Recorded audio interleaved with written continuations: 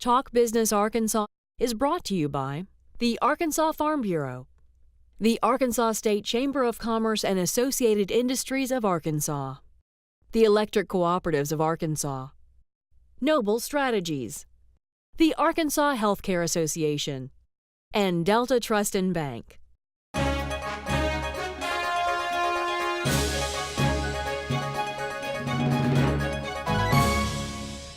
I'm Roby Brock. Welcome to today's Talk Business Arkansas update.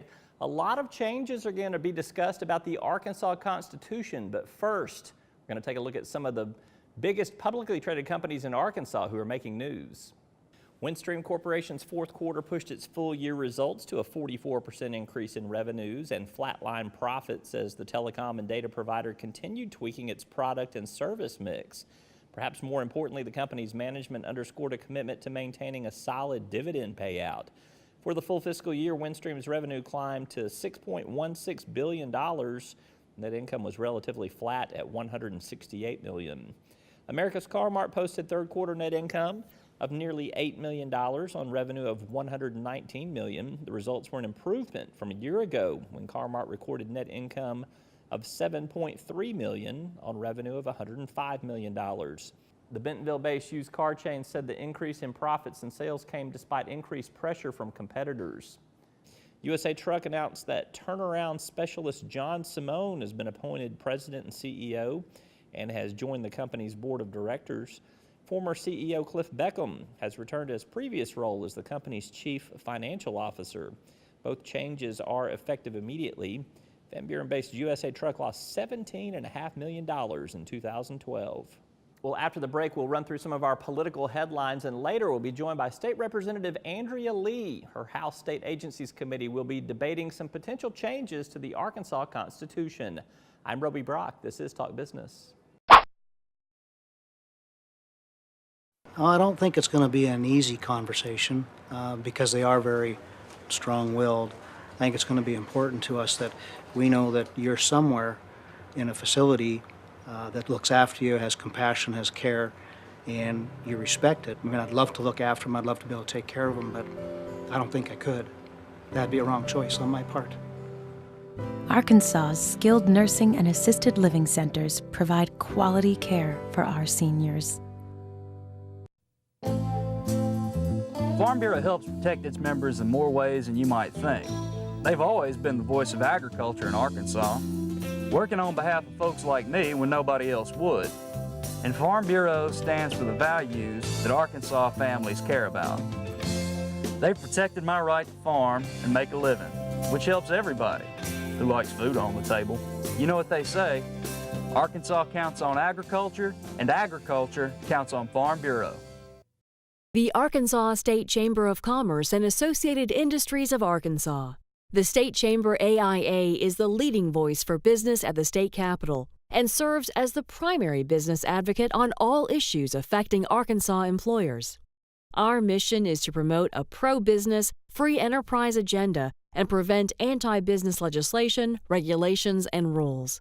Now more than ever, business matters. Learn more at arkansasstatechamber.com.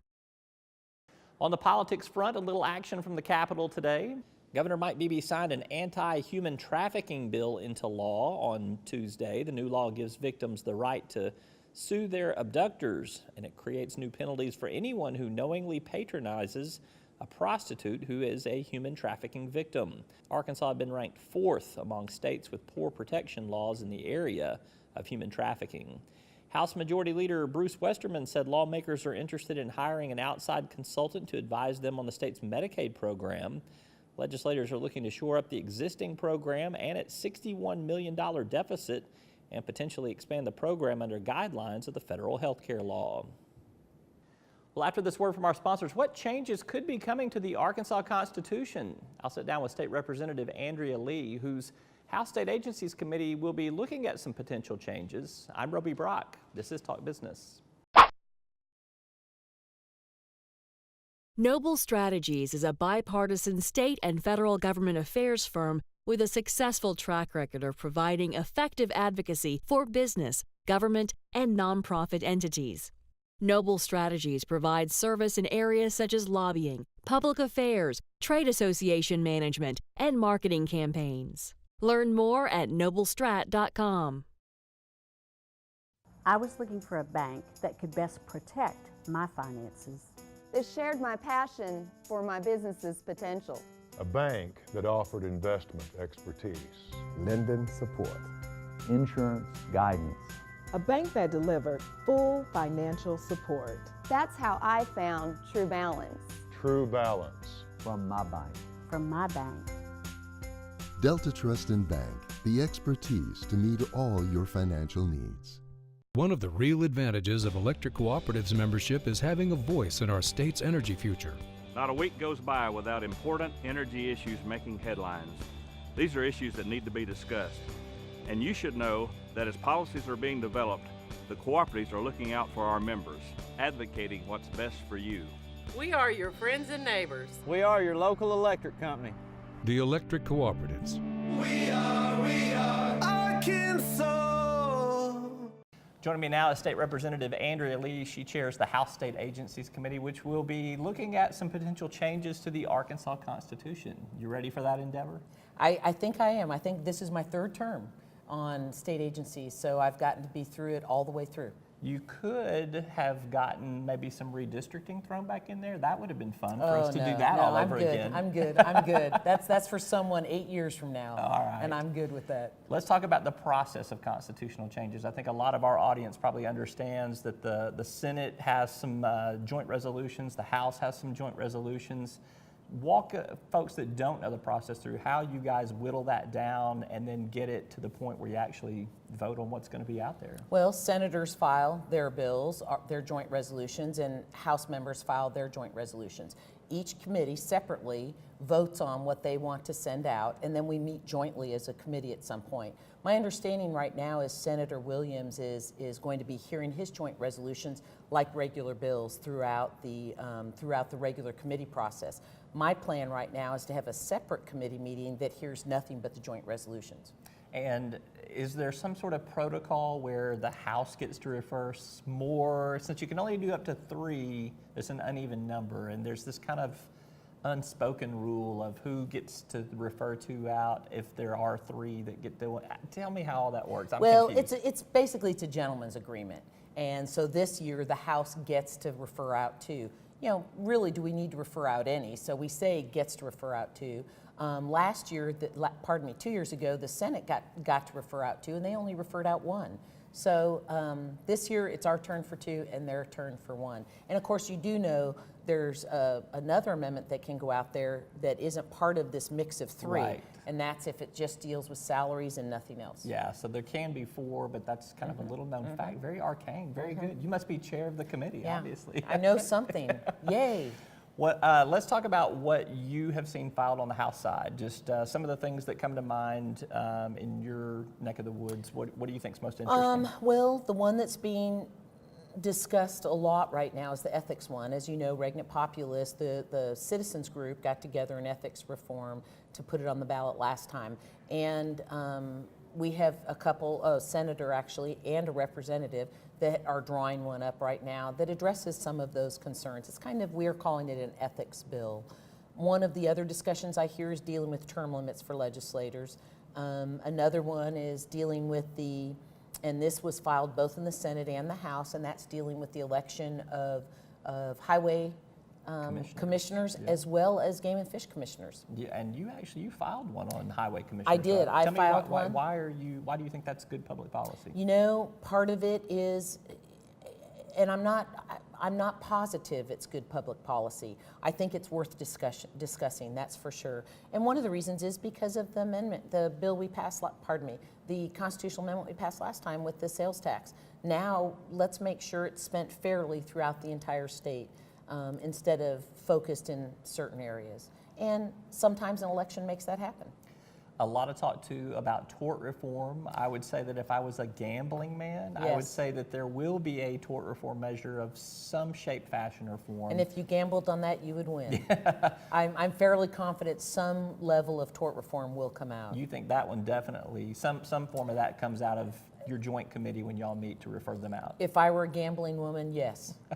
I would say that... You've never set foot in a casino before, have you? I would say that some form of tort reform will be referred out. What else do you think has legitimately a good shot? You talked about the ethics law. It's got a couple of different moving parts to it. Do you think that one has? You know, what's interesting to me is the discussion about the election of, more discussion than I expected about the election of game and fish officers and highway commissioners. That's gotten a little bit of a buzz. Kind of surprised me. Yeah. All right.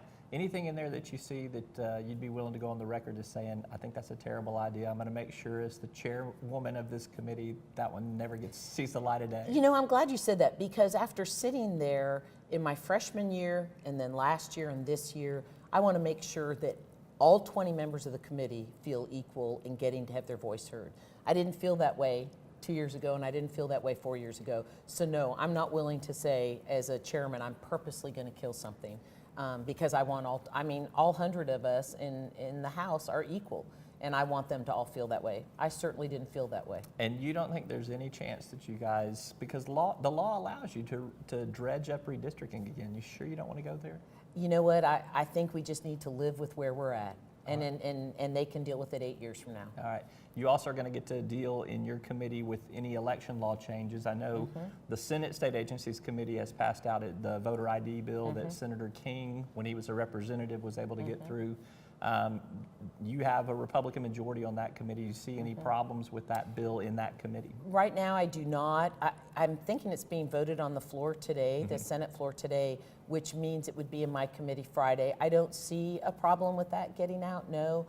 I know Representative Kerr has filed a big ethics reform bill that puts all the elections at the same time in November, which is something we heard a lot from our constituents, and that would include school board elections as well. I think Representative Bell has filed one about nonpartisan sheriffs. So yeah, there are going to be some interesting election bills coming through the committee as well. All right. She's Representative Andrea Lea. She's the House Chair of the State Agencies Committee. Thank you so much for being with us. Thank you. Appreciate you. Let's go call those hogs. I know. You about ready? They're out there. You can keep up with all the latest business and political news on our website at talkbusinessarkansas.com. I'm Roby Brock. We'll see you tomorrow.